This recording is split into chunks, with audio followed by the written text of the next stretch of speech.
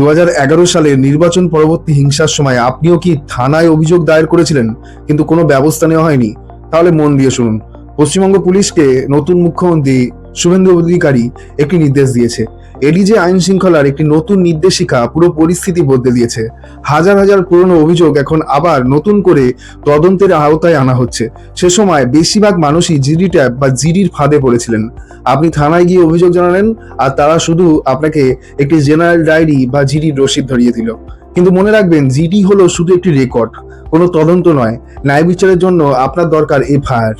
নতুন এই নির্দেশ পুলিশকে স্পষ্টভাবে বলা হয়েছে সেই পুরনো জিডিগুলো খতিয়ে দেখতে। যদি কোনো গুরুতর অপরাধের প্রমাণ পাওয়া যায় তবে 5 বছর পরেও তাদের নতুন করে এফআইআর রুজু করে তদন্ত শুরু করতে হবে।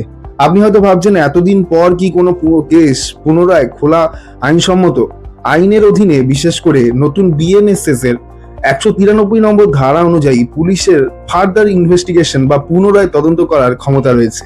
এমনকি কোনো কেস আগে বন্ধ হয়ে গিয়ে থাকলেও নতুন তথ্য বা নির্দেশিকা সামনে এলে পুলিশ পদক্ষেপ নিতে পারে এবং কতকটা নিতে বাধ্য। এটা শুধু রাজনীতি নয়, বরং এটি একটি সঠিক আইনি প্রক্রিয়া যা এবার কাজ শুরু করছে। আপনি যদি এখনো ন্যায় বিচারের অপেক্ষায় থাকেন তবে অবিলম্বে এই 3টি কাজ করুন। রসিদ খুঁজে বের করুন, আপনার 2021 সালে সেই জিডিএনটি নাম্বার বা অভিযোগের পুরনো কপিটি খুঁজুন।